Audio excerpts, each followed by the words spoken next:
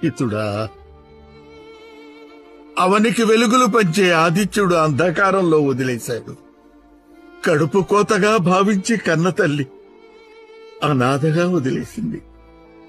విద్య నేర్పిన గురువు పరమ కిరాతకంగా శాపగ్రస్తుణ్ణి చేశాడు. దాతృత్వాన్ని ఆసరాగా తీసుకుని దేవేంద్రుడు శక్తిని హరించాడు.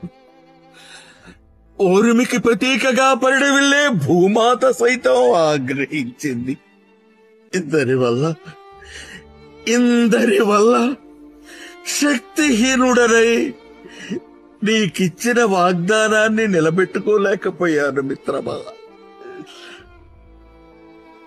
మిత్రమా. నీ దయ ముందు నా జీవితం ఎంత?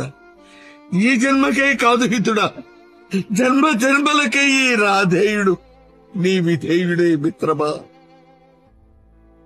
అంగరాజ్యాన్ని ఎరగా వేసి అఖండమైన రాజ్యభ్రాంతిని కలిగించి నీ ప్రాణాలను పణంగా పెట్టి నీకు తెలియని చూదాన్ని నీతోనే ఆడారు.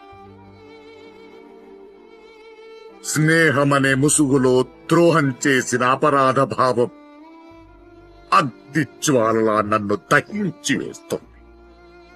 క్షమించవలసింది నేను కాదు, నువ్వు రాధేయ. నువ్వు అపురూప ఆదరణ కల్పించి అపరాధ భావం అంటావేంటి మిత్రమా? నీ ఔన్నత్యం అన్యులకి సాధ్యమా? నీచ కులమనే అగాధాన్ని చూపించి నా అస్తిత్వానికి భంగం కల్పించినప్పుడు హక్కున చేర్చుకుని అనర్ఘరత్న ఖచ్చిత సింహాసనాన్ని, అంగరాజ్యాన్ని అలగడి అయినా ఆలోచించకుండా నాకందించావు. ఆఖరి శ్వాస ఆసన్నమవుతుంది మిత్రమా. నీ ఒడిలో తలవాల్చడం పూర్వజన్మలో నేను చేసుకున్న సుకృత మిత్రమా.